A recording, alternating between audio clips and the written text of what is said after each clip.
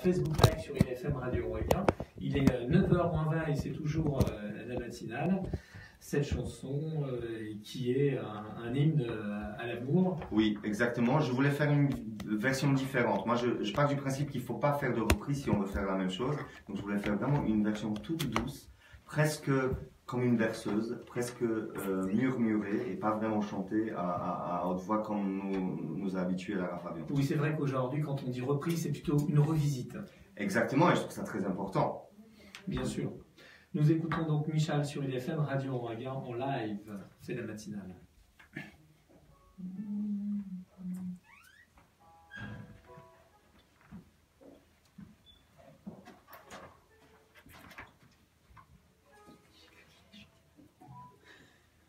D'accord, il existait d'autres façons de se quitter. Quelques éclats de verre auraient peut-être pu nous aider. Dans ce silence amer, j'ai décidé de pardonner des erreurs qu'on peut faire à trop s'aimer. D'accord, le petit garçon, on m'a souvent te réclamait, presque comme une mère, tu me bordais, me protégeais. Je t'ai volé ce sang qu'on n'aurait pas dû partager. À bout de mots de rêve, je veux crier. Je t'aime,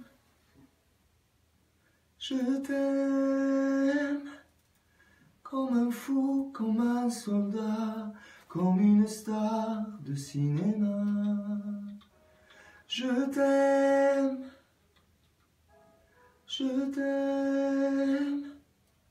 comme un loup, comme un roi, comme un homme que je ne suis pas. Tu vois, je t'aime comme ça.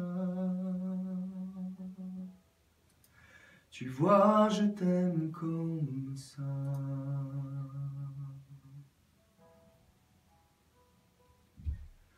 D'accord, il existait d'autres façons de se quitter. Quelques éclats de verre auraient peut-être pu nous aider. Dans ce silence amer, Satan nous regardait danser. J'ai tant voulu la guerre, deux corps qui se faisaient la paix. Je t'aime, comme un fou, comme un soldat, comme une star de cinéma. Je t'aime,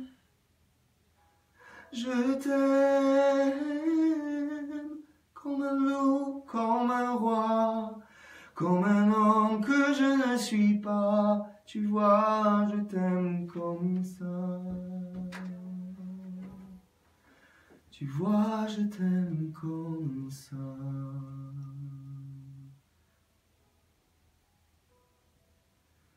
Comme ça.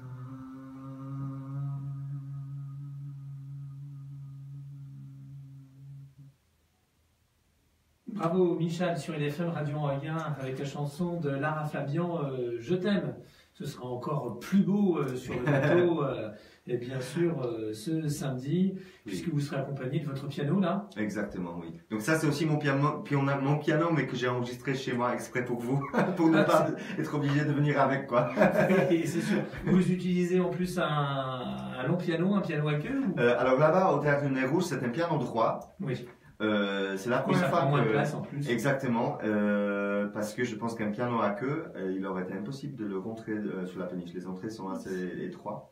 Et voilà, donc c'est un piano droit, mais qui est superbe et qui est très très beau. Mais il y a une différence au niveau du son ou pas? Oui, mais de toute façon, chaque piano est différent. Droit ou piano à queue, ils sont tous différents et ils sont tous différemment. Et vous arrivez à vous adapter facilement à un piano qui ne vous appartient pas? Exactement, oui, exactement. Bah, je pense que c'est sans aucune prétention, mais c'est aussi l'expérience qui fait ça. Je pense que ça fait 25 ans que je joue du piano, donc effectivement, au début, c'est pas évident.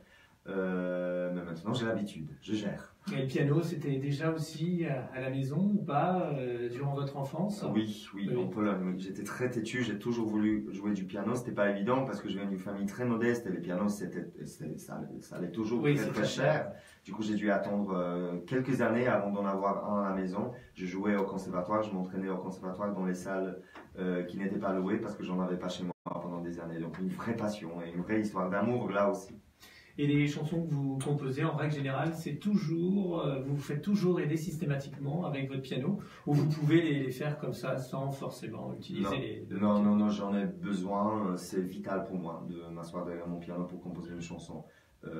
Il n'existe pas un autre moyen pour moi. Vous écrivez là encore, toujours, ou ça dépend, des fois oui, des fois non. Alors c'est vrai que là, depuis un an, depuis le temps que je prépare cet amour, etc., je suis plutôt dans une sorte de révision des choses, parce que je voulais faire une sorte de mélange de chansons que je chante depuis 15 ans. Donc je me suis moins concentré sur des nouveautés, mais plutôt sur vraiment les chansons qui ont marqué ces 15 ans de carrière.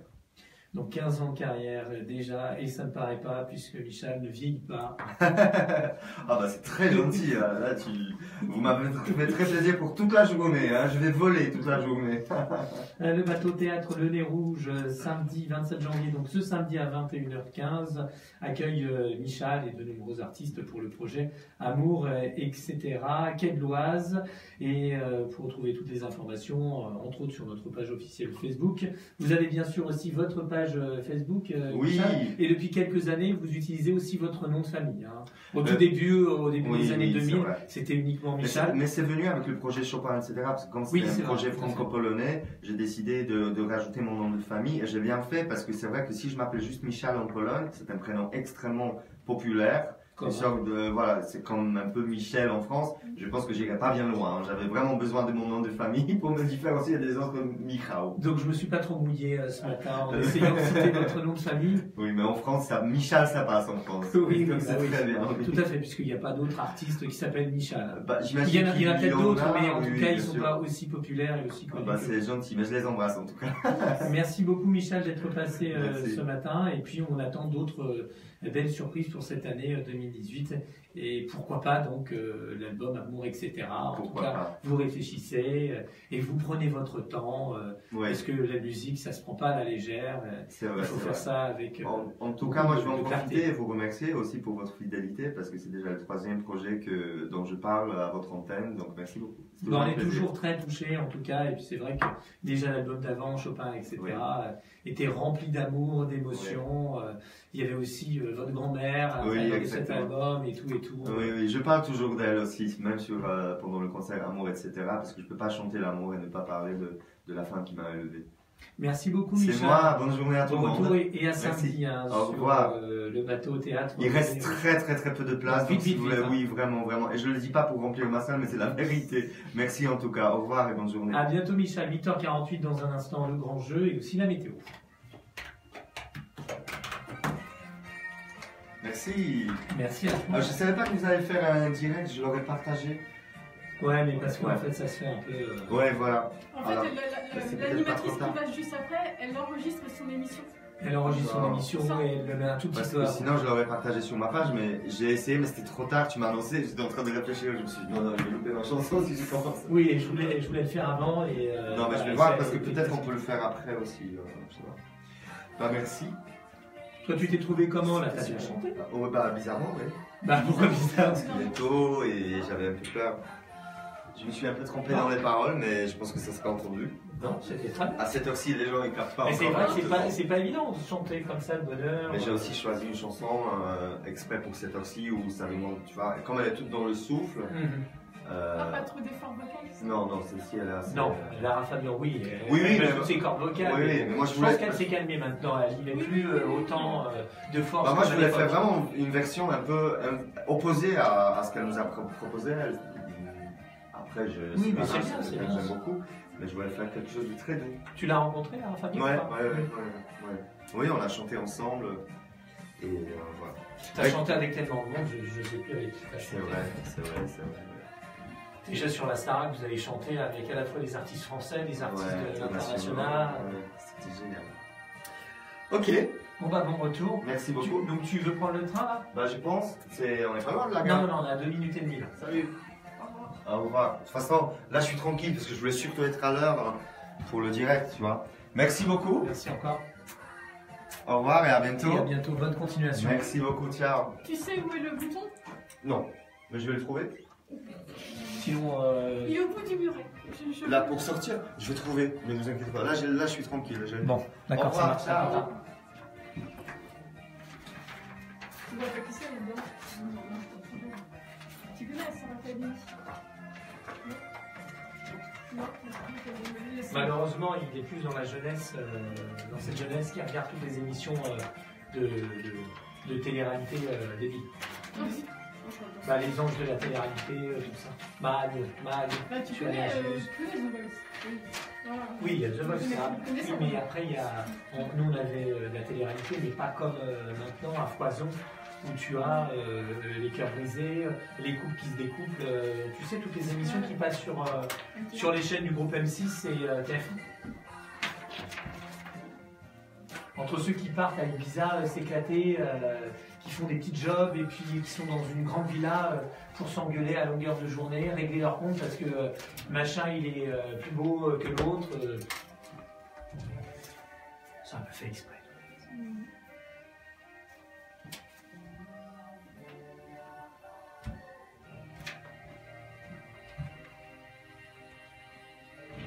Il était bien dans le cadre, c'est bon.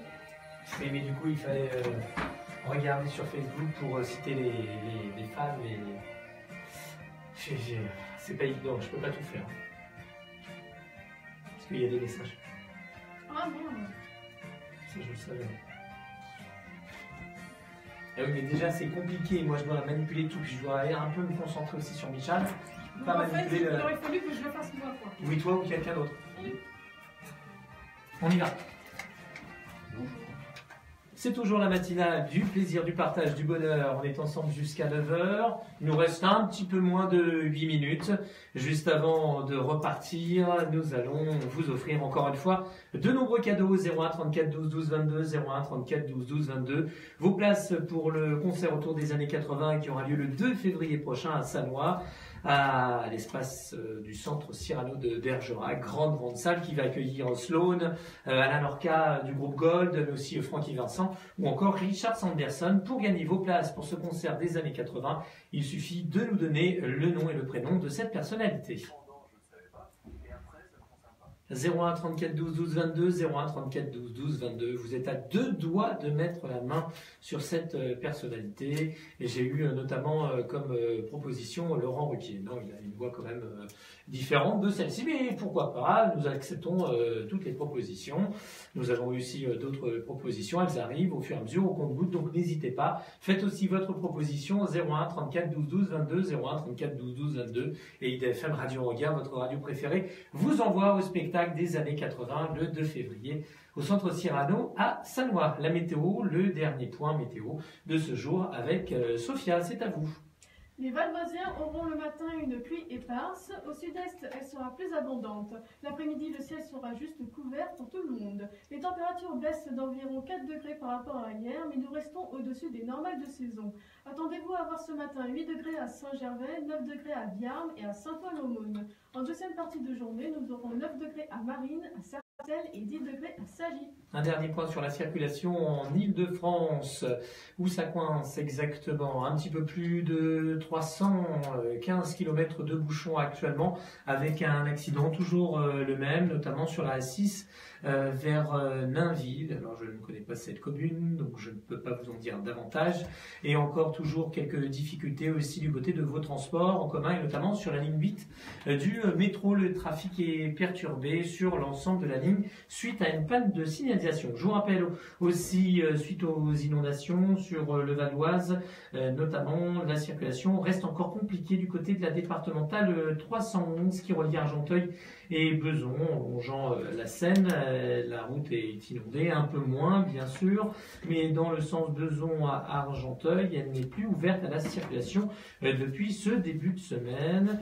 Elle le sera a priori jusqu'à la fin de cette semaine selon le Conseil des départementale. Et puis n'oubliez pas, encore et toujours quelques fermetures à partir de 21h. La N6 sera fermée dans les deux sens à partir de 21h à Villeneuve-Saint-Georges, entre l'avenue de Belin et la place Sémar. Nous retrouvons l'horoscope de Patricia Lasserre, 98 FM.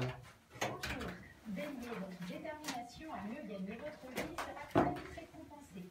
Taureau, la lune dans votre signe met l'accent en positif sur les finances natives du second décan. Gémeaux, il est temps de passer un cap au travail et ou au niveau matériel.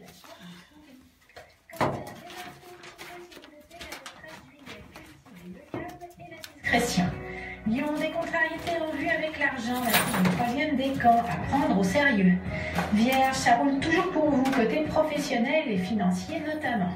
Balance, à une journée morose, puis peu à peu, vous retrouverez le sourire, mais en septembre. Elle enregistre avec quoi, ton ami? J'en sais rien. C'est un match. Toi, parce que tu es en train d'écouter. J'entends bien que le son, il est... Sagittaire, vous voyez loin et vous avez raison, une promotion est dans l'air pour certains. Il y a une résonance en fait. C'est dans son salon. Dans un salon qui est très très peu protégé par des meubles en fait. Tu l'entends? Vous êtes le non, mais pied je sais, gauche je des comprends. soucis d'argent, mine à l'ensemble des natifs. Poisson, après, votre intuition après quoi? sera au Tu rendez-vous fasses en quoi, début de journée, fiez-vous à elle. Elle a fait un effort déjà. Une excellente journée à vous. Merci Patricia pour l'horoscope du jour sur LFM Radio Regain. Tous vos horoscopes ils sont disponibles sur voyance-équitable.com. Dans un instant, Florence Fleur avec le bar de l'économie, différents invités et notamment nous allons évoquer la commune de Deuil-la-Barre avec Muriel Scolland, maire de cette commune, et puis d'autres invités comme je viens de vous le préciser et d'ici quelques minutes avec l'émission des Florence, 9h-10h, le bar de l'économie. Et puis restez avec nous puisqu'un petit peu plus tard dans la journée vous retrouverez aussi votre émission Sport en Val d'Oise avec Bruno Vigoureux qui recevra Jacques Lagneau qui prépare le marathon de Nice pour 2019, et vous retrouverez aussi différents thèmes de 15h à 16h avec Abraham Cohen pour l'émission Bien-être et Santé, et notamment il parlera de violence avec différents invités et notamment un intervenant qui se prénomme Moscovitch. J'ai pas plus d'infos, en tout cas Abraham Cohen, 15h, 16h, c'est Bien-être et Santé sur IDFM Radio Regain. De toute façon, si vous voulez en savoir davantage sur notre radio, rendez-vous sur Facebook ou encore sur notre site internet idfm98.fr. Vous êtes sur la radio du bien-être. Bonne journée, faites attention à vous, il va encore pleuvoir et bon courage puisque nous sommes encore en alerte orange sur l'ensemble du département. La matinale revient demain matin avec rubrique musique et invité 7h, 9h, 98 FM. Bonjour.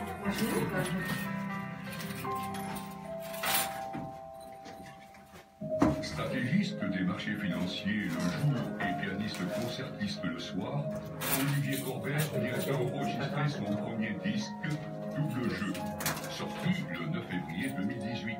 Un programme mêlant nostalgie et audace autour des 12 études les plus Alors, Léo, on n'a pas eu le temps de se briefer ce matin. Tu vas donner sans doute un peu moins d'infos parce qu'il faut que je parle des nominés au Paris Digital, de nominés d'hier soir. Merci Christophe. Donc tu auras, on va passer que 2 infos. Je vais citer les nominés, puis il faut qu'on laisse la parole à Christian, il a beaucoup de choses à nous dire. Et comme on a la chronique, le secret de cuisine aussi en fin d'émission, enfin voilà quoi. Les années 80 sont à savoir avec Sloan. Venez chanter et danser. On prend l'antenne dans 1 minute. Hein. Avec Richard Sanderson. Même pas. Bon, ça va, vous êtes en forme? C'est moi qui me suis pas réveillée ce matin.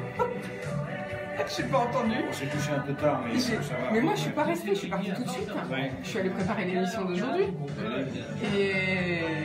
Et en fait, c'est mon fils qui se lève comme moi. Francky Vincent. Je suis entendu du bruit, je me dis c'est quoi ça? Il est quelle heure? Réservation Parce que d'habitude, c'est moi qui la réveille. 21 44. Fnac avec Carrefour. Donc, ce matin, c'était chaud. Vous écoutez le téléphone.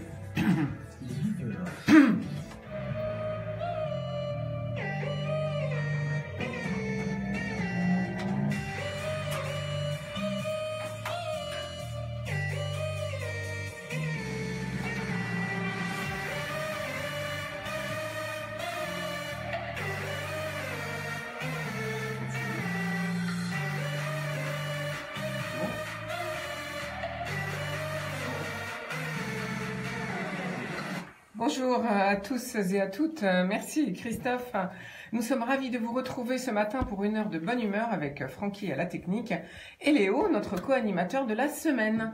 En plus de nous écouter sur la FM 98.0, écoutez-nous en direct en web radio sur idfm98.fr ou regardez-nous en live, en vidéo via Facebook, page IDFM.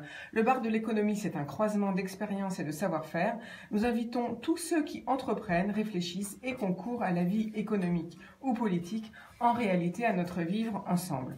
Ils ont de l'esprit et du cœur. J'ai le plaisir d'accueillir Muriel Scollan. Bonjour. Bonjour. Votre métier est professeur de mathématiques, mais vous œuvrez dans l'équipe municipale de Deuil-la-Barre en culture et en politique depuis 30 ans. En fait, vous êtes le maire de Deuil-la-Barre depuis 2014. En même temps, vous êtes vice-présidente du conseil départemental déléguée au personnel et secrétaire questeur sous l'étiquette UDI-UVO, élue en 2015. Vous êtes aussi vice-présidente à la communauté d'agglomération Plaine-Vallée, dont Deuil-la-Barre fait partie, déléguée à la politique de la ville et présidente de la mission locale Seine-Oise. Avec vous, nous allons aborder l'évolution depuis 3 ans de votre ville, puis, puisque nous sommes à mi-mandat, et bien sûr son actualité. Comme sujet national, si nous avons le temps, je vous propose d'évoquer les nouveaux quotas du logement social et les difficultés éventuelles de la future gestion municipale suite aux récentes contraintes imposées par l'État. À vos côtés, j'ai le plaisir d'accueillir Christian Guyon. Bonjour. Bonjour. Vous êtes l'un des précurseurs en France de la mutation numérique de l'image cinématographique, comme on dit en entier, vers l'image de synthèse en France. D'ailleurs, pour cela, vous avez reçu un hommage et un Digital Creation Genie Awards 2018 lors de la soirée hier soir inaugurale du Paris Digital Summit qui se déroule à Enghien et qui ouvre ses portes aujourd'hui et demain.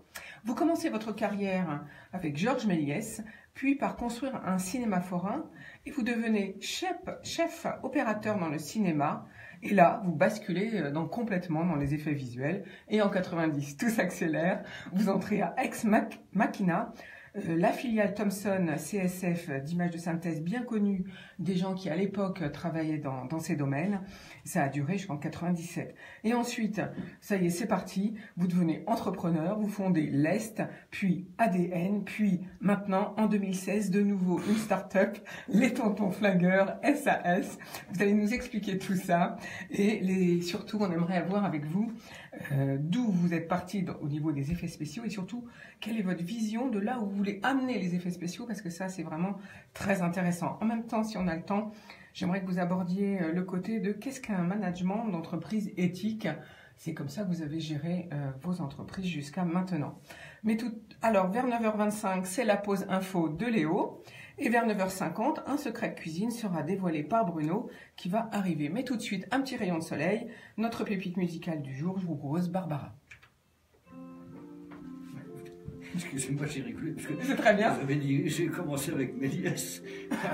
Alors, oui, si vous voulez, ça fait un peu... Je suis vieux, mais enfin, pas à ce point-là. Non, justement.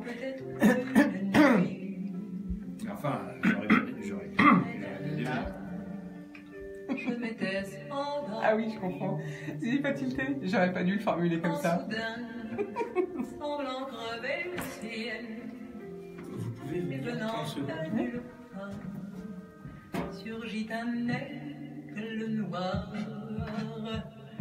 lentement, les ailes déployées, lentement, je le vis tournoyer. Et donc ça vous ferait Près de moi, oui, après, dans un bruit sarmentel, comme le du ciel, l'oiseau vint s'apposer. J'avais les yeux couleur rubis et plus la couleur de la nuit. À son front, brillant la mine, l'oiseau roi couronné portait un diamant bleu. De son bec, il accouche un jour.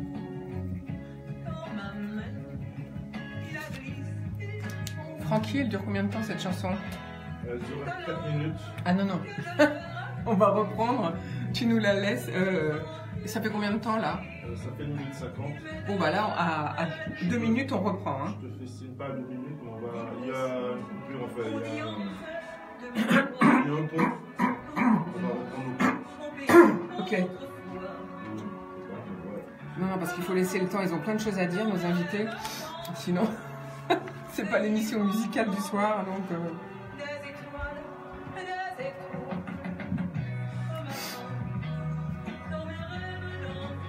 15 secondes.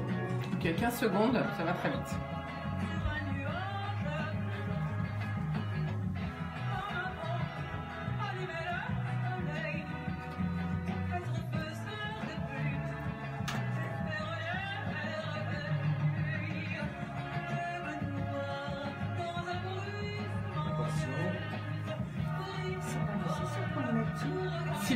Si vous voulez vous entendre parler, oui. Oui, c'était donc Barbara, comme vous l'avez reconnu, avec l'Aigle Noir. Alors, nous sommes avec Muriel Scolan, maire de Deuil-la-Barre. Deuil-la-Barre qui se situe au carrefour des départements de la Seine-Saint-Denis et du Val d'Oise. Elle s'étend sur 376 hectares et c'est une ville, comme on dit, résidentielle, mais qui a su conserver son charme de village en Île-de-France, village typique avec ses vergers, son canton boisé, à seulement 9 km de Paris. On l'atteint par la départementale 311 ou par la 928 et en train par la gare du Nord, car Deuil se dispose de 2 gares, la Barre-Ormesson et Deuil-Montmagny. 22 000 habitants environ, 450 agents municipaux, dont 20 à la police municipale et 40 à la petite enfance, 2530 enfants scolarisés, 12 écoles, 2 collèges, un lycée, 58 km de voirie à entretenir et seulement 13% de la population a plus de 65 ans, donc une population jeune, et 7% malheureusement sont en situation de handicap. Alors Muriel Scolan, quelles ont été vos premières actions ? Alors, les premières actions ont été des actions de fond, puisqu'en fait, il y avait plusieurs sujets en attente depuis un certain nombre d'années. Donc, je vais peut-être rapidement les énumérer. Des projets d'envergure, comme la fermeture d'un passage à niveau, qui est le plus dangereux d'Île-de-France. Donc, il y a vraiment nécessité à le fermer. Ça ne se fait pas comme ça. Multiples partenaires et puis aussi envisager toutes les déviations nécessaires. Il y a aussi un autre projet qui date, celui de la création d'un commissariat de Deuil-la-Barre qui serait complémentaire de celui d'Enghien, puisqu'en fait c'est la circonscription Deuil-Enghien au niveau du commissariat. Voilà, et il y avait aussi des problèmes de reprise en termes de personnel à mettre en place, et puis des problèmes aussi de finances dans cette commune, dont on y reviendra peut-être un petit peu tout à l'heure, qui nécessite d'être très vigilant et de faire en sorte que, à la fin de ce mandat, la ville puisse vivre pleinement et avec des finances apurées. Oui, alors justement, le point financier, c'est le point quand même le plus important, je pense, en ce qui concerne les villes de Deuil-la-Barre. Ça vous a amené à réorganiser les services de la mairie et à fermer même la crèche familiale. Oui. Alors pourquoi ?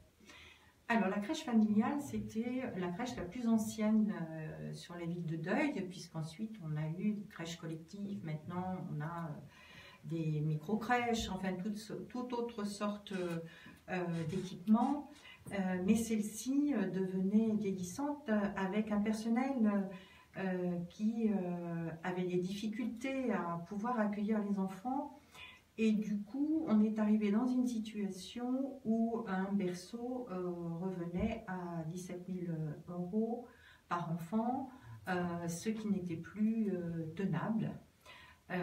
Avec des personnes qui avaient des soucis de santé et qui donc ne pouvaient plus prendre les enfants dont elles devaient avoir la charge, donc ça augmentait évidemment le coût du berceau. Il a fallu prendre une décision, donc c'était courageux d'une certaine façon. Nous avons mis le terme à des contrats qui étaient installés depuis longtemps auprès d'assistantes maternelles, une vingtaine, et donc recréer une crèche collective pour accueillir évidemment les enfants. On n'a pas laissé les familles sans solution. Or, il se trouve que tout de même, dans la population, comme vous l'avez souligné, qui est rajeunie, la première demande en termes de garde d'enfants est quand même la crèche collective. Donc, d'une certaine façon, on a pu aussi arranger la situation pour les familles, puisque c'est ce qu'elles demandent. Voilà. Alors, ça n'a pas été une décision, comme je l'ai dit, facile. Ça n'a pas été facile pour les assistantes maternelles, mais nous avons accompagné. Nous avons pris certaines en interne dans les services de la mairie. D'autres étaient près de l'âge de la retraite, donc sont partis en retraite. Donc les situations, en tout cas au cas par cas, ont été suivies et accompagnées. Voilà. Alors, un autre point que vous avez trouvé en entrant en tant que maire à la ville de Deuil-la-Barre, c'est de gérer des empreintes toxiques. Est-ce que vous pouvez expliquer aux auditeurs qu'est-ce qu'une empreinte toxique? Alors, en fait, ce qui s'est passé, c'est que la banque Dexia, à l'origine, a démarché les communes avec des projets alléchants au niveau des emprunts. Donc, beaucoup de communes, même de gros syndicats et certains hôpitaux même, ont retenu cette possibilité de faire des emprunts qui à l'époque n'étaient pas dits des emprunts toxiques, bien évidemment, sinon on n'y serait pas allé. Mais des emprunts qui se sont avérés explosifs au bout d'un moment. Pourquoi? Tout simplement parce qu'ils étaient, au moins pour ceux de Deuil, indexés sur le franc suisse. Or, tout le monde sait que le franc suisse et l'euro ont vécu des périodes un peu compliquées, et donc il s'est avéré que nous, on a eu en 2015 une année où nos taux d'intérêt, et je pense que tous les ménages peuvent le comprendre, sont montés à 24,96%. Donc presque 25% de taux? Voilà, d'intérêt. D'intérêt. Bien évidemment, une commune n'anticipe pas à cette hauteur-là, cette variabilité, on va dire, au niveau du taux d'intérêt, et donc a généré des dettes à une hauteur assez importante, puisque on est arrivé à 3,2 millions de dettes. Donc, il a fallu envisager le remboursement, bien évidemment, de cette dette qui nous a été étalée sur 3 ans. Et pourquoi? Nous avons c'est 2016, 2017, 2018, 3 fois 1 million d'euros à rembourser, rien par rapport à cette dette. Voilà. Et dans le même temps, on a traduit, alors je fais court, ces emprunts dits structurés, c'est-à-dire toxiques, en emprunts traditionnels. Donc, à la fin de l'année prochaine, nous continuerons à rembourser nos emprunts avec des taux d'intérêt qui sont des taux normaux de notre époque. Voilà. Mais en attendant, il fallait quand même rembourser cette dette. Assurer vos responsabilités, c'est-à-dire les engagements pris précédemment, vous voulez dire? Ben oui, bien sûr. Alors, la difficulté, c'est que oui, bien évidemment qu'on savait que les finances de la ville étaient difficiles, mais on ne pouvait pas mesurer ça, l'importance de cette dette qui est tombée sur la ville comme ça, relativement subitement. Alors, donc je suppose que justement la baisse des dotations de l'État imposée par le gouvernement, donc c'est à peu près 1,2 million sur 3 ans en moins pour vous, oui. A impacté vos finances. Tout à fait, donc c'était aussi une difficulté supplémentaire, puisque nous avons une dotation qui a diminué, un peu comme toutes les communes, mais pour nous, ça a encore renforcé notre fragilité d'une certaine façon. Et puis, je voudrais souligner aussi, c'est que la ville de Deuil-la-Barre, historiquement, a une DGF très faible. Si on compare notre DGF à celle de Saint-Gratien, par exemple, qui est une ville à peu près comparable en nombre d'habitants. Qu'est-ce que c'est une DGF? Alors, c'est un sigle. La DGF, en fait, c'est la dotation qui est globale générale de financement. Voilà, dotation globale de fonctionnement. C'est en fait l'État qui verse aux communes, on pourrait simplifier en disant une subvention d'accompagnement. Et en fait, cette dotation a été mise en place à peu près dans les années 70. Et depuis les années 70, la ville de Deuil est mal servi, d'une certaine façon, par rapport à un calcul sur des critères qui existaient dans ces années-là. Mais bien évidemment, la ville de Deuil a beaucoup bougé. Et au moment de cette évaluation, l'évaluation pour la ville de Saint-Gratien, par exemple, a été bien meilleure, ce qui fait que sa dotation est le double de celle de Deuil-la-Barre. Voilà. D'accord, donc oui, ça change tout. 1 million d'euros de plus par an. Ah oui, c'est énorme, 1 million d'euros par an en plus. Voilà. Alors, bon, c'est bien pour Saint-Gratien, hein, mes propos, mais c'est juste pour que vous compreniez aussi la fragilité de cette commune avec les difficultés de gestion que ça amène. Oui, oui, et c'est pourquoi il faut être courageux et prendre des responsabilités pour mener cette barque. Absolument. Alors donc, autre question par rapport à la gestion des finances, oui. C'est les nouvelles mesures, et notamment, êtes-vous très dépendant de la taxe d'habitation? Alors là, on ne sait pas où on va, honnêtement, on ne sait absolument pas où on va.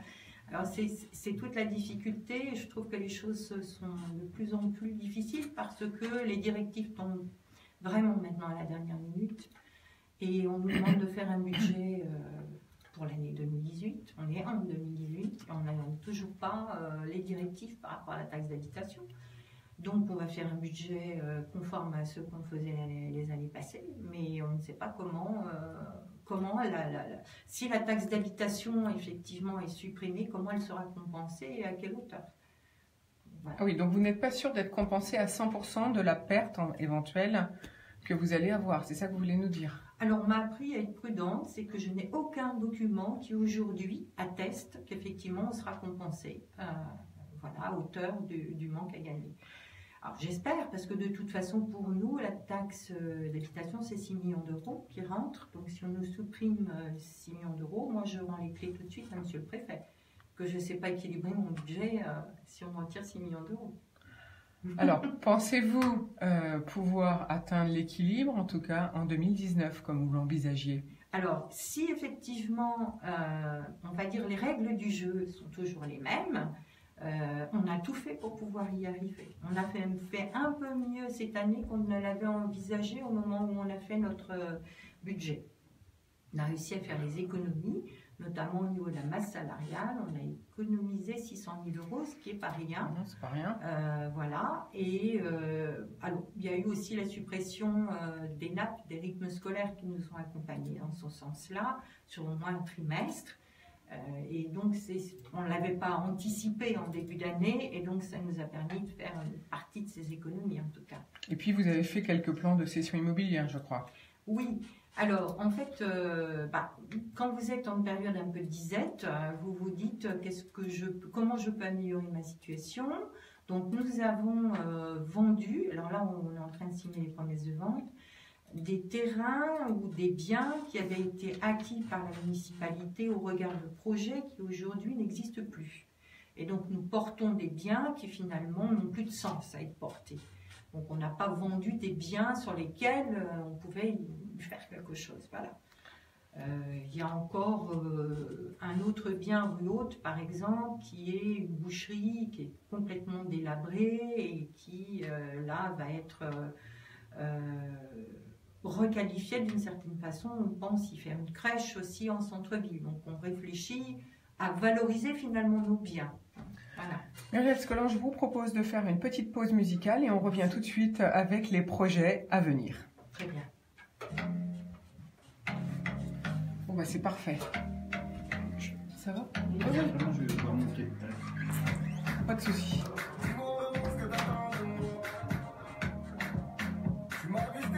Je m'attendais pas à ce que la population de Deuil soit si jeune en fait.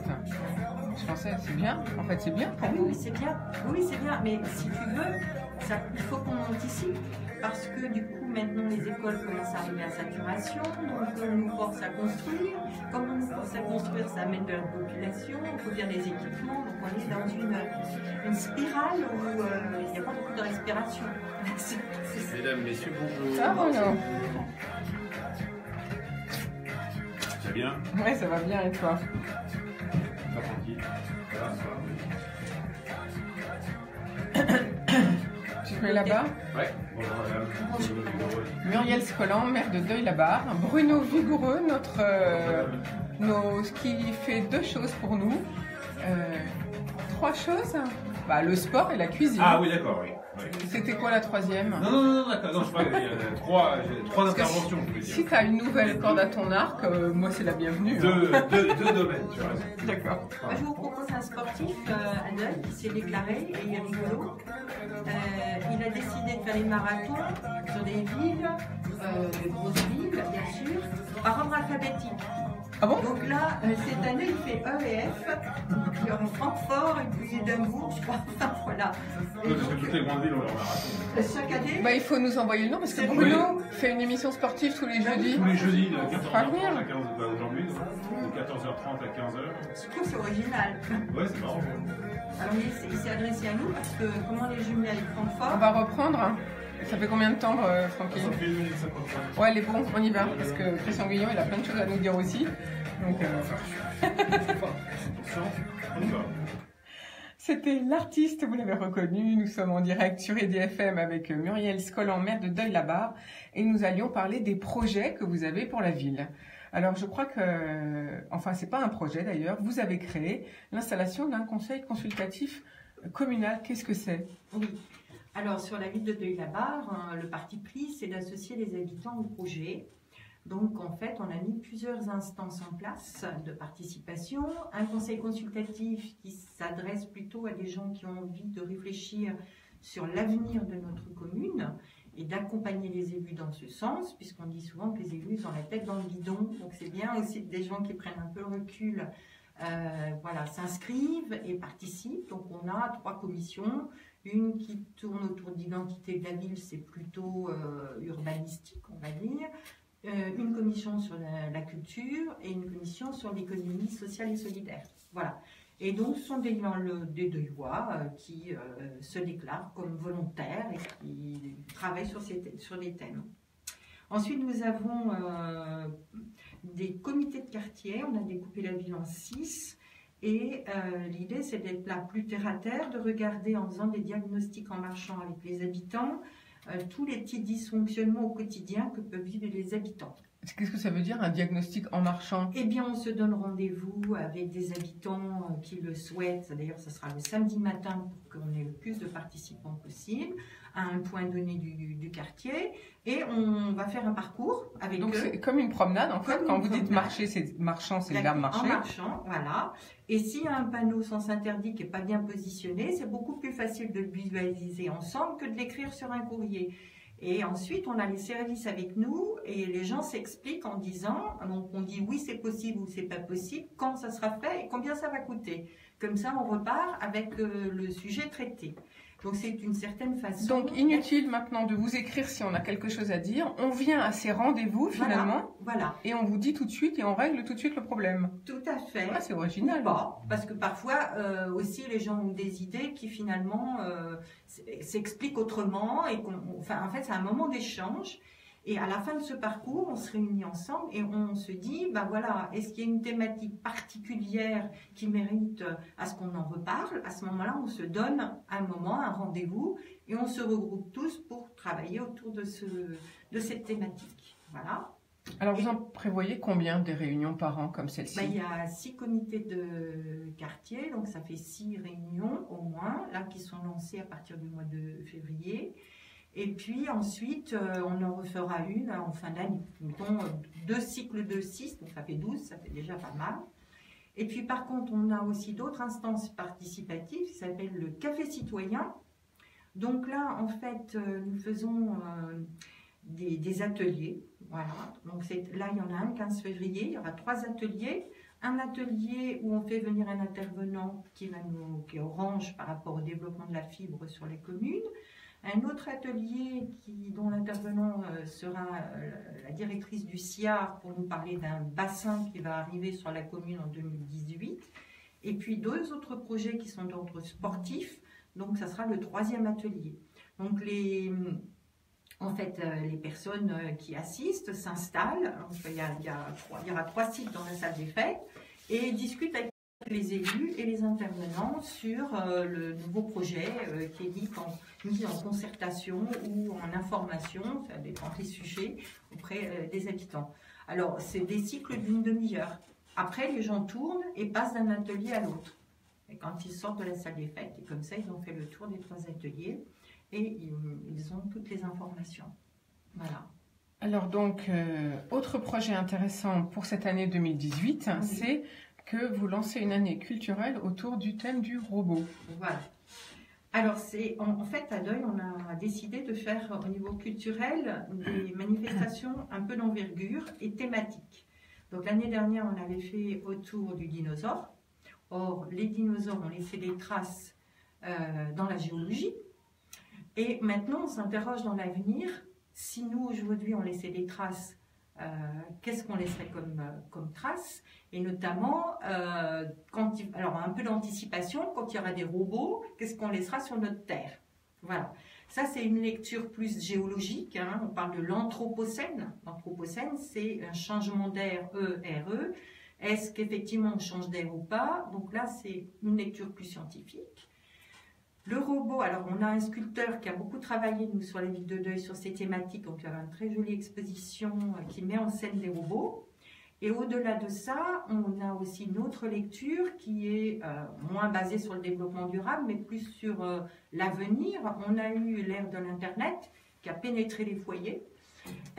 Pourquoi pas aussi faire prendre conscience aux habitants que les robots vont pénétrer dans leur maison. En fait, vous voulez donc nous faire comprendre conscience qu'on est en train de changer d'air, c'est ce qu'on appelle l'anthropocène, vous l'avez bien expliqué, et par les robots. Voilà. D'une certaine façon, et puis c'est le robot au quotidien, il va falloir le maîtriser.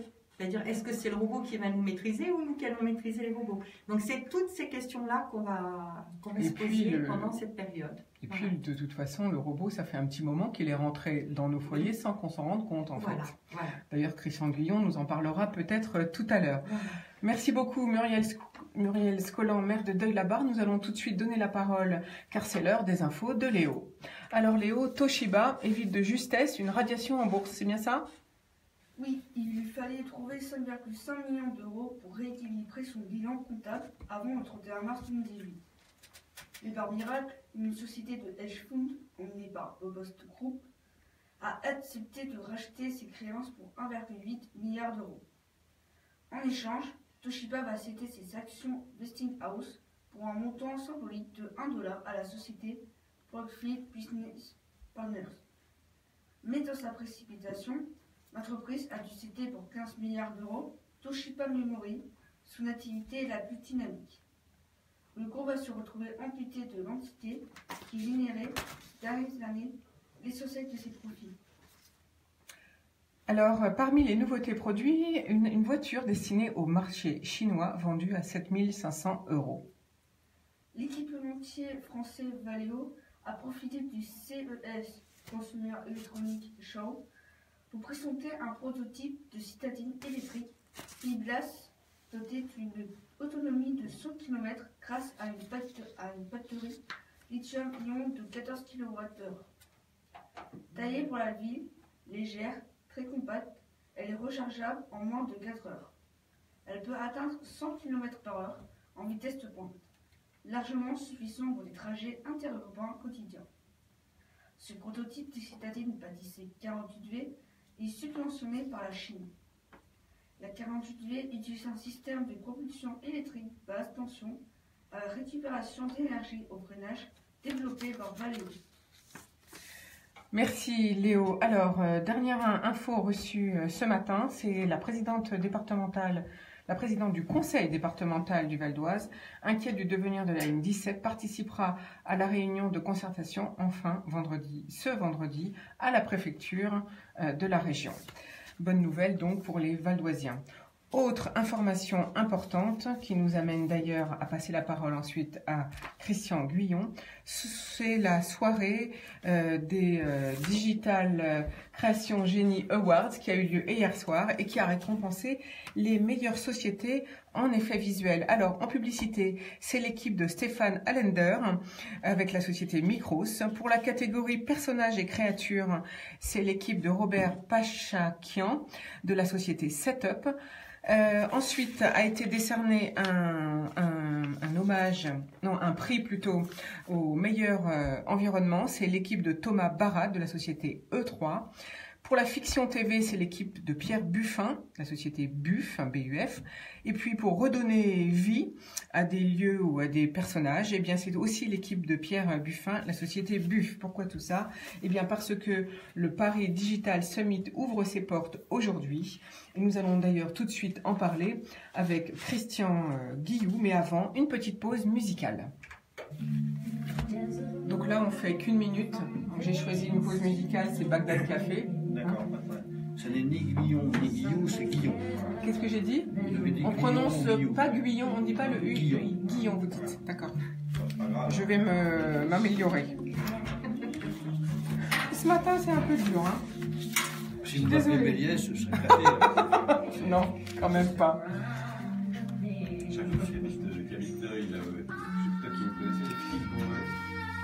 Donc vous voulez que je prononce Guillon? Guillon. Ah, comme si c'était d'accord. La Belvis. Non, il était journaliste à l'équipe. Il vient d'arrêter de travailler. Donc, alors, on commence par quoi? On commence.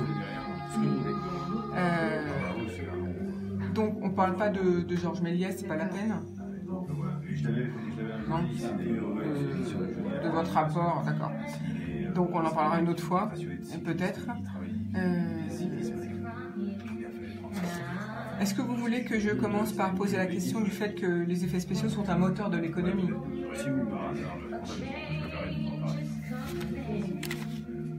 D'accord. Et puis ensuite, on enchaîne avec ce que vous avez fait avec les sociétés dans lesquelles, enfin vos sociétés et puis celles où vous avez collaboré, Ex Machina. On peut peut-être parler un petit peu d'Imagina aussi. Hein? Alors on fait une très courte. Ça fait combien de temps là? Ça fait 1 minute 30. Alors on y va. Attention. Oui. On y va. Alors Christian Guillon, vous êtes le spécialiste français des effets spéciaux. C'est pour ça d'ailleurs qu'on vous a décerné un hommage et un Oscar, on va dire, hier soir. On peut dire que les effets spéciaux, c'est un moteur de l'économie. Enfin, c'est un des moteurs qui prend de l'importance dans l'économie du cinéma aujourd'hui. C'est vrai que la production cinématographique emploie de plus en plus souvent des effets spéciaux de façon de plus en plus importante. Pour ma part, j'ai envie de dire que les effets spéciaux ont toujours été une partie du cinéma, que le cinéma c'est déjà en quelque sorte un effet spécial, mais c'est vrai qu'aujourd'hui on se rend compte que les effets spéciaux sont en train d'investir le processus de production du cinéma de façon globale, et que les outils que nous avons développés pour les effets spéciaux il y a depuis une trentaine d'années, depuis l'arrivée du numérique dans le cinéma, que ces outils sont en train d'envahir tous les autres départements du cinéma. Aujourd'hui, les outils qu'on a développés envahissent la post-production en général, le montage, la prise de vue, même la projection. Donc ça un changement de métier complet, là aussi, dans ces secteurs-là? Le cinéma a vécu depuis 30 ans une mutation complète. Ça a commencé par le son, qui est le premier à opérer sa mutation numérique. Et aujourd'hui, on est arrivé au bout de la chaîne avec la projection numérique qui achève en quelque sorte cette mutation. Alors, on peut dire quoi? C'est que dès les années 80, c'est dans les années 80 que ça a commencé l'arrivée des premiers effets spéciaux, en tout cas dans le cinéma français. Les effets spéciaux ont toujours existé dans le cinéma, vous l'aviez cité tout à l'heure, mais c'est vrai que jusque dans les années 80, c'était des effets spéciaux optiques ou mécaniques, avec des technologies qui étaient électromécanique dans le meilleur des cas. Voilà, on a vu hier soir Phil Tippett en train de monter des personnages dans son garage. Vous faisiez la même chose? Exactement, oui, exactement. Donc en fait, vous êtes vous êtes habiles de vos mains et vous étiez tous des mécaniciens quelque part. Alors moi, je faisais pas ce que faisait Phil Tippett. Moi, je faisais des effets spéciaux optiques et mécaniques. Mais c'est vrai que c'était beaucoup plus concret et évidemment beaucoup moins facile et beaucoup moins souple. C'est-à-dire que le numérique nous a apporté, en dehors du fait que ça nous a apporté un champ d'application et de possibilités beaucoup plus important, ça nous a aussi apporté une facilité d'utilisation considérable. Alors, d'ailleurs, dans les années 80, vous avez utilisé les effets spéciaux pour Jean de Florette. C'est exact. Qu'est-ce que vous avez fait comme effet spécial? C'est simple, il y a une scène dans Jean de Florette, on ne va pas s'arrêter longtemps dessus. Non. Il y a une scène où Depardieu voit l'orage arriver, et puis malheureusement, vous savez, il attend la pluie depuis tellement longtemps. Il voit l'orage et malheureusement l'orage n'arrive pas, et il regarde le ciel, et nous regardons le ciel avec lui, et dans le ciel on voit arriver un orage qui ne se produit pas. Bon, au cinéma, si vous voulez filmer un orage, c'est extrêmement compliqué, parce qu'on ne peut pas attendre qu'un orage arrive, et puis en plus on ne peut pas prévoir ce qui va se passer. Donc c'est typiquement une application effets spéciaux, voilà. Donc l'orage, le ciel d'orage, c'est moi qui l'ai fabriqué. Alors à l'époque, le numérique n'existait pas, les ordinateurs n'existaient pas. Alors comment vous avez fait? Ils existent, mais ça n'arrive pas. Donc l'orage, on l'a fait avec du coton. Ah, c'est du coton, d'accord. Donc là, on en vient à des choses de nouveau, j'allais dire, matérielles. Et donc, justement, d'ailleurs, dans les années 80, c'est le moment où vous étiez à l'initiative du festival Imagina, très connu de tout le milieu à l'époque des effets spéciaux. Magnifique festival à Monte-Carlo. Alors, à l'initiative, c'est beaucoup dire, hein, j'y ai contribué, mais oui, Imagina a été un moteur formidable pour nous qui essayions à la fois de faire des effets spéciaux et de promouvoir l'idée qu'on pouvait en faire auprès de la profession. Ça a été un formidable moteur, c'était un formidable festival dans lequel nous nous retrouvions, la profession se retrouvait, donc c'était un endroit d'échange, de découverte. On voyait beaucoup d'images qui étaient faites par les universités, et notamment américaines, et qui nous donnaient de l'espoir, parce qu'on se rendait compte que c'était beaucoup de la recherche et développement. Hein. Alors on voyait des choses qui avaient l'air totalement anodines aux yeux de n'importe qui, si je puis dire, mais qui nous donnaient l'espoir qu'on pouvait faire des choses. Mais, alors à l'époque, évidemment, c'était le début du numérique au cinéma, et c'était une période pionnière au cours de laquelle il fallait à la fois inventer les outils et inventer l'usage de ces outils.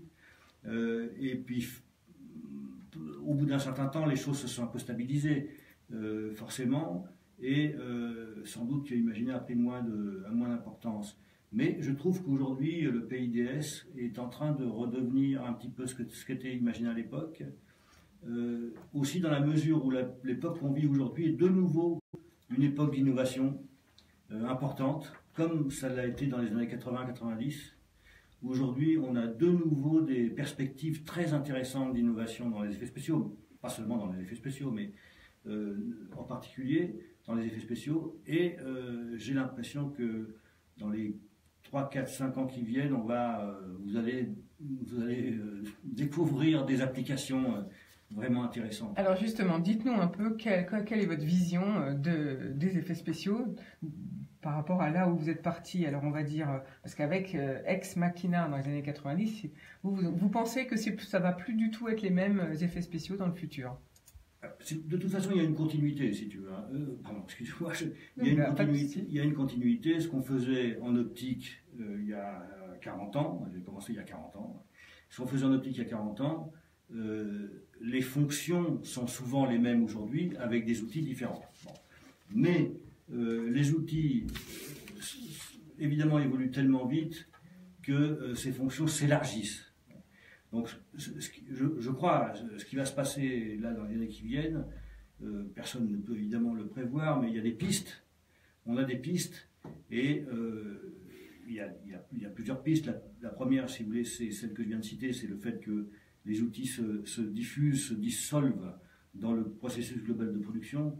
La deuxième, c'est le temps réel. Et ça, c'est une piste très importante, c'est-à-dire que jusqu'à présent, on a des outils qui travaillent ce qu'on appelle en précalculé, c'est-à-dire qu'on fabrique des images, chaque image demande du temps de calcul.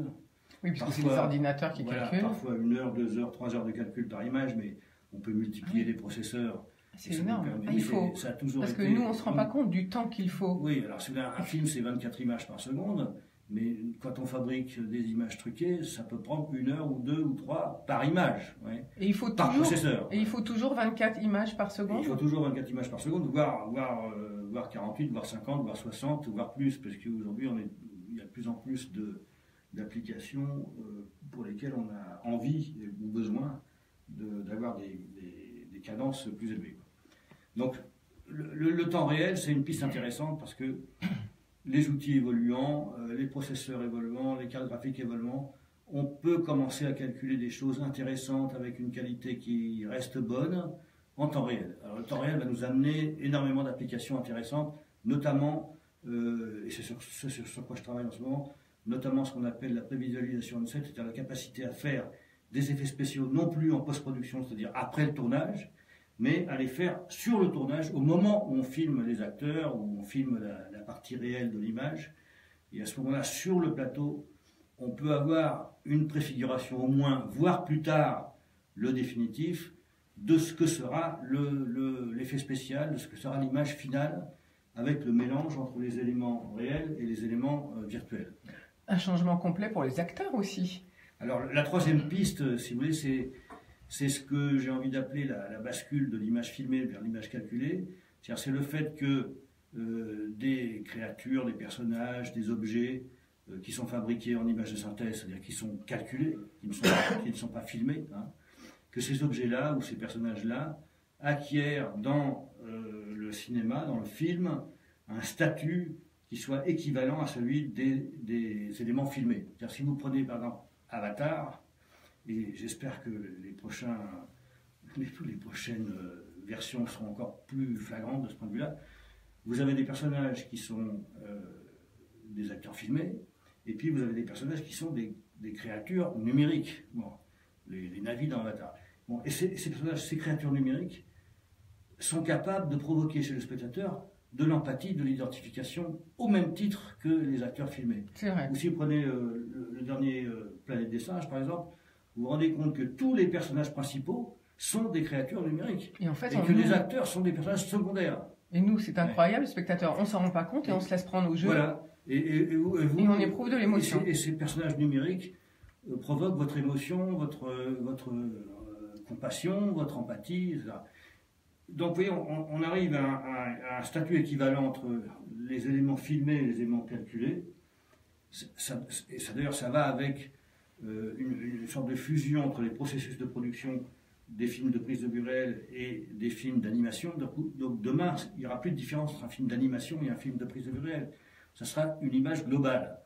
Et ce concept d'image globale est en train d'émerger, qui inclut, qui recouvre, qui regroupe des éléments qui sont filmés, donc qui sont enregistrés à partir du réel, et des éléments qui sont calculés, donc qui sont fabriqués à partir de rien. Et c'est ce que vous faites avec les Tontons Flingueurs, votre société que vous avez créée en 2016 ? C'est pas les Tontons Flingueurs, c'est les Tontons Truqueurs. Ah pardon, les Tontons Truqueurs. La référence était évidente, bon, oui. Donc il n'y a pas de problème. Oui, très modestement, on essaye de développer, c'est un petit peu différent. Avec les Tontons Truqueurs, on essaie de développer la prévisualisation on-set, c'est-à-dire la capacité à faire les trucages sur le plateau. Et auparavant, j'avais créé une autre société qui s'appelait ADN, et qui est une start-up technologique qui, elle, développe la représentation humaine en images de synthèse, c'est-à-dire la capacité à fabriquer des modèles numériques qui ressemblent à des acteurs ou à des personnages, qui soient ressemblants et photoréalistes. Et pour faire tout ça, il faut être informaticien, en fait. Il vous faut des équipes de développeurs, j'imagine. Alors, moi, je ne suis pas informaticien. Moi, j'ai une formation très basique. Mais effectivement, il faut des informaticiens, des développeurs, il faut des graphistes, il faut... évidemment, tout ce dont on parle là demande beaucoup de gens, beaucoup de talent, beaucoup d'expertise, beaucoup de qualité humaine et professionnelle. Alors parlons un petit peu coût dans votre société pour vous développer. Ça n'a rien à voir avec les coûts. On parlait du festival Imagina où là on voyait du matériel qui était au niveau prix. C'était énorme, hein, les investissements qu'il fallait. Quels sont les investissements actuellement auxquels il faut penser si on veut... Alors il y a un espèce de paradoxe étrange, c'est qu'en fait les coûts globalement restent un peu constants, mais les performances augmentent. C'est-à-dire qu'à coût constant, on augmente les performances. Donc, c'est vrai que les coûts aujourd'hui baissent considérablement et que les performances augmentent considérablement. Mais j'ai envie de dire que le rapport coût-qualité, il reste un petit peu constant. Voilà. Alors, par contre, ce qui est différent, c'est qu'à l'époque, effectivement, du temps d'Ex Machina, les outils qu'on avait sur les ordinateurs qu'on avait étaient des machines extrêmement coûteuses. je ne sais pas si on peut prendre un équivalent aujourd'hui, c'était l'équivalent de plusieurs dizaines de milliers d'euros par machine, alors qu'aujourd'hui on utilise des machines du commerce, que tout le monde, les mêmes machines, parfois un peu mieux configurées. Oui, des cartes graphiques quand même améliorées, il faut dire. De bonne qualité, mais des machines qui sont utilisables par tout le monde. Et ce qui est frappant aussi, ce qui me frappe aussi, c'est que beaucoup de programmes de recherche et de développement qui essayent d'inventer les outils du futur reposent parfois sur des outils carrément en grand public. Hein. C'est-à-dire que, par exemple, il y a des programmes de recherche sur ce qu'on appelle la carte de profondeur, c'est-à-dire la future capacité qu'on aura éventuellement, j'espère, à se débarrasser des fonds verts en utilisant la profondeur pour détourer les personnages et non plus la couleur. Et bien, par exemple, ces recherches-là sont parfois basées sur des Kinect ou des choses comme ça, c'est-à-dire des outils qui coûtent moins de 1 000 €, si vous voulez, hein, et qu'on peut acheter dans les magasins, et qui bien configurés ou dans le cadre d'une intégration intelligente, peuvent permettre de faire des développements très innovants. Voilà. Alors, vous avez dit tout à l'heure que finalement le festival Imagina de Monte-Carlo, à l'époque, c'était aussi pour montrer et pour convaincre. Est-ce qu'on en est toujours au même point? Parce que je sais que vous avez organisé le premier colloque en France pour convaincre le CNC de l'intérêt de la technologie numérique. C'était il y a 35 ans, donc aujourd'hui je crois que le CNC est largement convaincu, et même plus que ça, puisque le CNC a impulsé récemment une vraie volonté de développer les fixes avec un certain nombre de mesures ou d'événements, comme par exemple l'exposition à la Villette sur les effets spéciaux, qui est vraiment été impulsé par le CNC et cofinancé d'ailleurs, je crois. Aujourd'hui, le CNC a vraiment compris que les effets spéciaux étaient un enjeu économique important et décidé de nous aider à se structurer. Parce que le principal problème des effets spéciaux en France, c'est la structure du marché et de l'offre, qui est très éclatée, très atomisée, et qui souffre d'une immaturité, qui a souffert jusqu'à présent. Mais on est en train de se structurer là. Là, je dis on, mais c'est plus les nouvelles sociétés qui s'en occupent. Il y a des gens extrêmement brillants de la génération d'après la mienne que je trouve très déterminés et très volontaires. Donc c'est eux qui vont faire ça. Nous, on est restés des artisans. Et là, le passage à une industrie structurée, il va se faire maintenant avec les nouvelles générations. Merci Christian Guyon. On va faire une petite pause musicale, on revient dans quelques minutes.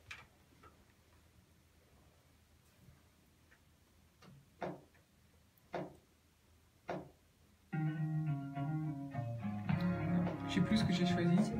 Le passage, je l'emploie très souvent ici. Le mot de passage, je l'emploie très souvent. Christian, on va faire seulement une petite minute. Quelle conclusion? On reparle du PIDS, peut-être du salon. Alors, vous vouliez parler de votre management. Oui, votre management est-il? Vous voulez qu'on en parle ou pas? Non, moi je m'étais dit, on parle de ce que vous voulez. Non, mais là vous allez aller au PIDS faire des conférences. Oui. On peut peut-être reparler de ce forum où se rencontrent les spécialistes des effets spéciaux. Ok, et on va avoir à peine 2 minutes, donc ça va. Après on passe la parole à Bruno. Oui, ça va vite, hein. Et l'heure, elle va être terminée. On n'a jamais le temps de tout dire, donc c'est pas la peine d'essayer. Est-ce qu'il y a autre chose sur lequel vous voudriez insister, par contre? Mais je peux parler pendant 2 jours, si vous voulez. La création d'emplois, peut-être, c'est important, non? Oui, mais je vais le dire quand je vais annoncer. Parce qu'on ne s'imagine pas le commun des mortels, effectivement, là, il y a une pépite quand même. La formation, c'est très important, évidemment. Il y a des écoles maintenant, s'il n'y avait pas à l'époque. Oui, justement, les écoles, il n'y en a pas beaucoup encore. Ah si, il commence à y en avoir. Ah, on va parler un peu des écoles. Parlons des écoles, oui, c'est bien. C'est intéressant. Bon, on va reprendre. C'est bon?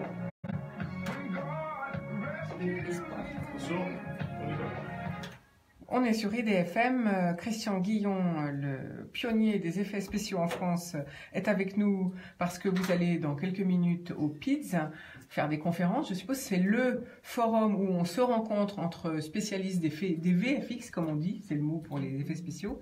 Alors la formation dans les VFX, comment on fait si on veut travailler dans ce domaine? Où est-ce qu'on va? Aujourd'hui, il y a des écoles, ce qui n'était pas le cas il y a même jusqu'à une dizaine d'années. Il y a longtemps eu des écoles pour former à l'image de synthèse, mais qui étaient très orientées animation. Et des écoles plutôt orientées VFX, c'est plus récent qu'il y en ait. Mais aujourd'hui, il y a, disons, quelques écoles, 5 ou 6 écoles importantes en France, qui forment à nos métiers des VFX. Donc si vous voulez faire ce métier, la meilleure orientation, c'est de rentrer dans une école. Moi, quand j'ai commencé à Ex Machina, par exemple, les graphistes, on les trouvait au bistrot du coin, et puis on leur disait, tiens, viens avec nous faire des trucs bizarres. Bon, aujourd'hui, c'est fini, il faut faire une école. Et elles sont où? Dans quelle ville, ces écoles? Alors, il y en a à Paris, alors je ne vois pas si j'en cite qu'une ou deux, les autres ne vont pas m'en vouloir. Donc, non, on va juste citer Paris, les villes. Il y a une école qui est, je crois, la plus ancienne, qui est à Orly, l'école Méliès, qui s'appelle Méliès maintenant. Il y a une école à Montpellier qui s'appelle Artifix, qui est aussi formée, très connue, qui forme des très bons et qui a d'ailleurs gagné un prix, parce que maintenant, vous voyez, dans le PIDS, il y a une section école avec des prix. Et c'est eux qui ont gagné hier soir le prix. Il y a 3 écoles qui ont gagné. Méliès en a gagné une, je crois. Artifix une autre, et la 3e j'ai oublié. Ils m'excuseront. Ouais. Merci Christian Guillon. On va passer la parole à Bruno pour le secret du jour. Bonjour Bruno. Bonjour Florence, bonjour à toutes et à tous. Aujourd'hui, je vous propose une recette toute simple, efficace et bon marché en plus. Après la période des fêtes, c'est pas mal de faire un peu light, mais un peu seulement, je vous rassure. Aujourd'hui, nous allons donc faire des moules à la charentaise. C'est une recette pour 4 personnes. Il faut compter 10 minutes environ de préparation et une vingtaine de minutes de cuisson.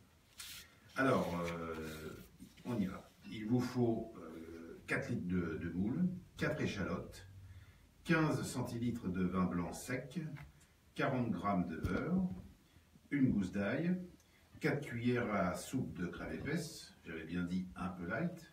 Et moi j'ai fait cette recette avec de la crème fleurette légère et c'est tout aussi bien. Une cuillère à soupe de farine et une cuillère à café de curry. Pour commencer, il faut donc gratter les moules et les rincer, les mettre dans un faitout avec le vin blanc, la gousse d'ail pelée et écrasée. Vous couvrez et faites ouvrir les moules de façon classique en remuant régulièrement. Ensuite, vous filtrez le jus de cuisson et vous le réservez. Vous placez les moules dans un plat allant au four. Vous pelez et émincez les échalotes. À ce moment-là, dans une casserole, vous faites fondre le beurre. Vous ajoutez les échalotes et laissez revenir 4 minutes sur feu doux. Vous ajoutez la farine, vous mélangez bien, puis vous versez le jus de cuisson des moules qui a été réservé. Vous laissez épaissir, surtout sans cesser de remuer sur feu doux, 5 minutes à peu près. Vous voyez à l'œil si la cuillère se couvre un petit peu de la sauce. Vous ajoutez la crème et le curry et poursuivez la cuisson 1 minute. Vous rectifiez l'assaisonnement, notamment au niveau du curry, parce qu'une cuillère à café peut pour certains être insuffisant. Et vous versez la sauce sur les moules et vous mélangez bien. Vous pouvez servir ça avec un riz, vous réchauffez au four quelques minutes, vous parsemez de persil ciselé, vous servez aussitôt avec un riz par exemple, c'est parfait. C'est pas plus compliqué que ça, je vous l'ai dit, c'est simple et bon marché. Régalez-vous et à la semaine prochaine. Merci Bruno. Alors Muriel Scollan, un petit mot de conclusion, robots, effets spéciaux, ça vous parle? Oui, oui finalement, bon, bien sûr, faut rester humble. Nous, on essaie collectivement avec les habitants de prendre conscience de l'évolution, puis aussi derrière cette démarche de dire, regardons les métiers nouveaux qui arrivent, que ce soit dans les robots ou que ce soit effectivement dans les effets spéciaux. Ce sont des métiers qu'on n'envisageait pas, nous, quand nous étions jeunes, mais que par contre, nos jeunes vont pouvoir appréhender et puis être performants. C'est ce qu'on va leur demander. Hein, voilà. Christian Guillon, merci. Muriel Scolan, merci d'avoir été avec nous en direct. Christian Guillon, merci également. Alors, grâce à vous, surtout pour votre ténacité, car grâce à vous, les effets spéciaux ont bien évolué en France. Enfin, grâce à vous et vos équipes, bien sûr. Grâce à moi.